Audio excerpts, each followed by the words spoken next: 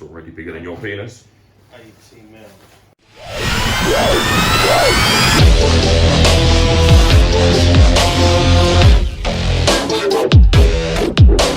New official AC tuning, turn up the boost! Merchandise now available through our online store. Link will be in the description. And for a limited time, our YouTube subscribers will receive 20% off of our store using Turn Up the Boost YT discount code. So don't miss out. Grab yours now while stocks last.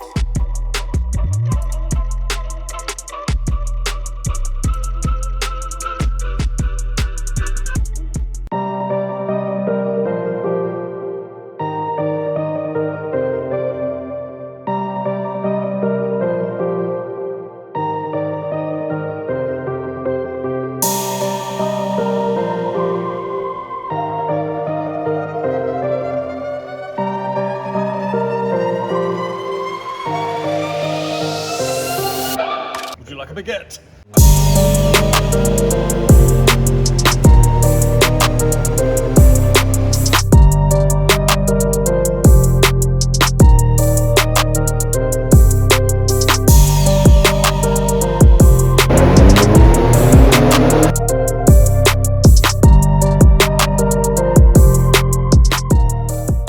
Hey Joseph.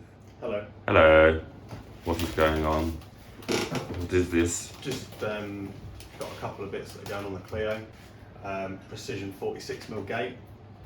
To be fair, never used a precision wastegate before. I normally use Tile MBR 44mm.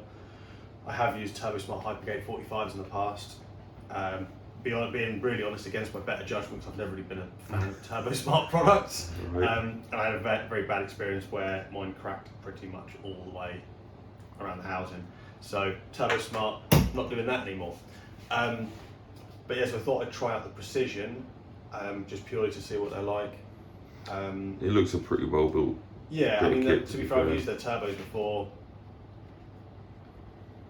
Precision. Yeah, Precision, yeah, I had a 62 on my S3. Big old sporty boys. Yeah, wasn't really overly impressed with the lag, but I made the mistake of buying a journal bearing, not a ball bearing, so my own fault on that one. Yeah, big turbos have big lag though, regardless. Yeah, but it did come in hard, Yeah. and yeah, produced very good power at low boost, so that was all good. But yeah, I thought we'd try that out. Obviously, I like testing stuff on my own cars.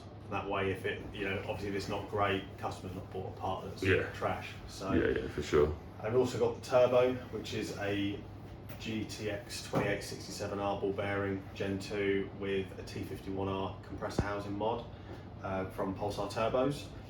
So Pulsar Turbos, should I say, they're a turbo or a series of turbos we've been looking at for quite a while. There's a few channels on YouTube that I watch, like PFI Speed in Colorado, who use a lot of them.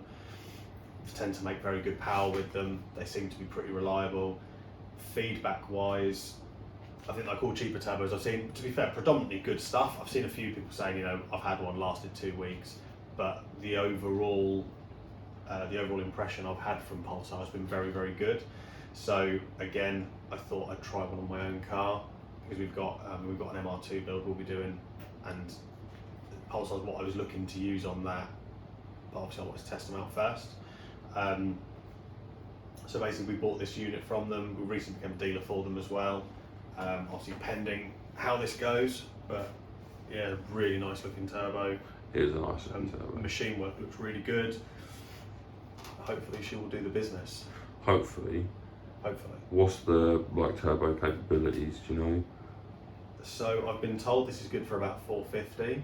It looks it, to be fair. Being brutally honest, I wouldn't put that down to be more than a 400 horsepower turbo, just as a personal thing. I mean, I don't actually think I've ever tuned anything on a GTX Gen 2 28, because most of the cars we run normally use either the GTs,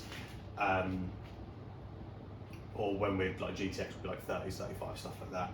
So yeah, it's one of them we're gonna find out. Yeah, I mean, don't be wrong, we've done some like GT28s. I mean, there was a TT we did on EMU Black that ran 376, and that was tailing off to 1.3 bar at the red line. That was internally gated as well, but I think, there was more left in it boost control wise, and I think if we got stuck, we could have put a bit more preload on the actuator, and I'm very confident that would have hit 400 brake. So it's quite possible that this could do more, being a newer and better design. The thing is, you're not looking to go massive power, are you? You want obtainable, usable power. Yeah, I'll being brutally honest. I mean, once this is all on, I've only got a 6.5 psi spring in the wastegate. Purely, I'm going to put a boost control on from the ECU as well. I just kind of haven't really got round to it, but I'm going to map it on gate pressure anyway first.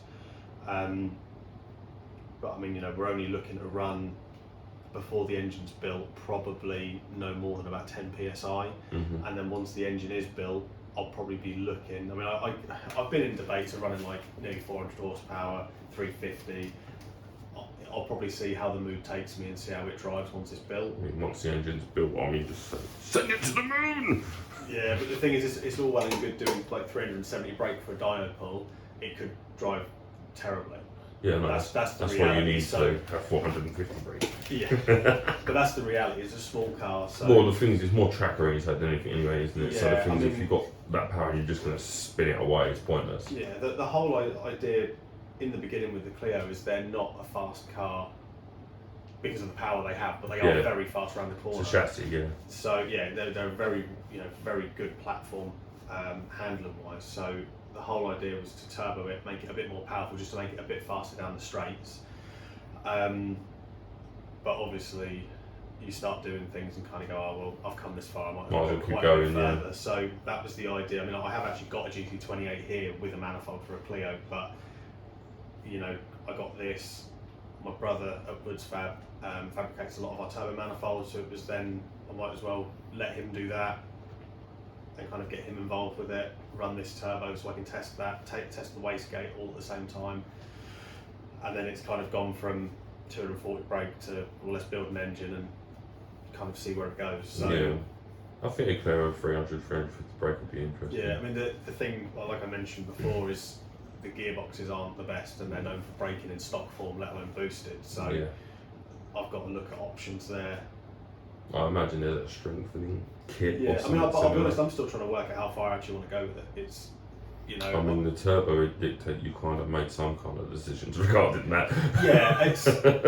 I'll be honest. I got the unit at the right price, so it was kind of a no-brainer for me to go for it. It was a unit I wanted to test as well, so it kind of made everything lined up at the right time. It was a viable decision to do it, both from a personal and business perspective. But yeah, excited to kind of get it on and see what it can do, really. Yes. So, what does the future hold now? Well, at the minute, the car's going over to my brother's in about a week's time. And he's building tubular? Yeah, no, he's doing a log manifold. I think he's going to do a log manifold. That's all it's going to need, really. But flow, that'll do fine for what we're trying to achieve.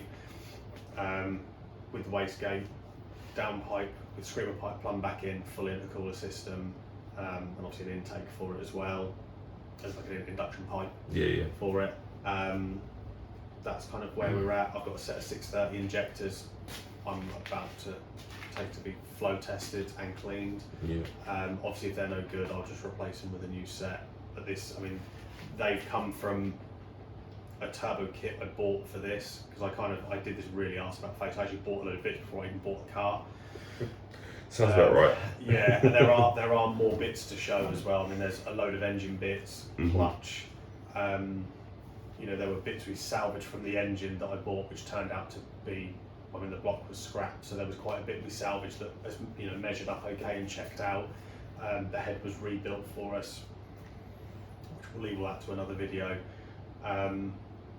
But yeah, so the injectors kind of came with all the turbo bits, most of which I'm now not using because we're going a different way. And to be honest, I'd rather give my brother the work. For sure. Yeah, definitely. We kind of got him doing. He's been a fabricator for quite a few years now. We got him heavily into the side of the automotive stuff, of doing like the manifolds and stuff like that. He's been doing like thermostat delete flanges for Ktec engines for like stock cars and stuff like that already, and we got him more into the exhausts and manifold intercooler system side of things. Yeah, he's so really it's good just at what nice he to does, kind of, isn't he? yeah, it's nice. Yeah, he's extremely talented, and it's just nice to kind of get him involved with the project that we're doing. it's kind of good for everyone, really. Yeah, definitely. Do you think 630 is going to be a restriction over eventually if you No, decide to go? as far as I've read, because obviously I've not done any Turbo Clio stuff before. Yeah. The stock fuel system becomes restrictive around the mid 300s. Okay. So it'll be pumped before it's ejected. Yeah, that's as much as I've read. But I'll be honest. I mean, the more I think about it, you know, we all love a big number. But the more I think about it, the more I'm like, I don't even need 350 brake. 300 will probably be more than plenty. Oh yeah. Because they're a light car anyway. And that's the thing, you don't want to try and overpower the chassis with, you know, just too much engine power, because it will make it slow. Yeah.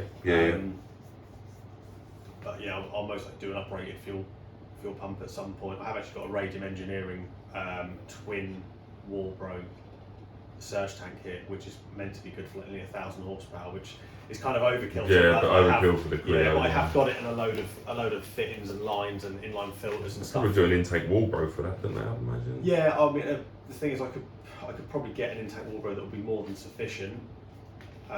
This is obviously here if I want to use it, and I've got a load of lines and stuff. But I'll be honest, it'd be not wasted. there yet. Yeah, it'd be wasted on this setup completely because it isn't needed. So yeah, let's just kind of see what the future holds, really. I mean, like, this is the next step. Once this is done, I'll go down, put the injectors in, scale the injectors, do a bit of live mapping on the road, and then bring it back and put it on the dyno, finish tuning it on low boost, and obviously sort the boost control side. So I've got a Mac valve here for it, but I just haven't fitted it or wired it in yet, but that'll come shortly. And yeah, see where we end up. Sounds good.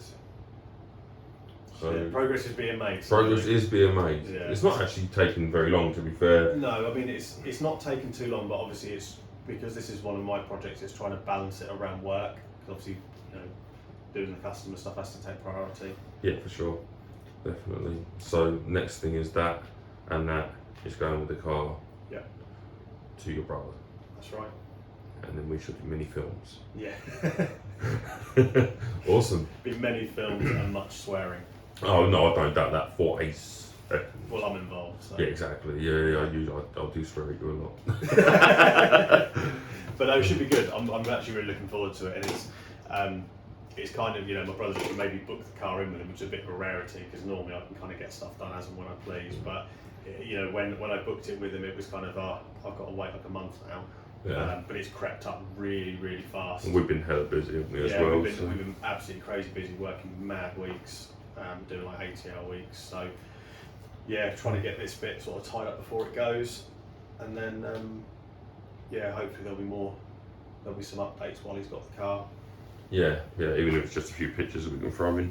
Are you going to take some footage of you when you're down there doing the mapping and business? Yeah, I probably will. It'll be difficult because probably going to be a lot of like wonky selfies. Yeah, well, I think I'll get Ben to drive the car around for a bit for me on the road while I tune.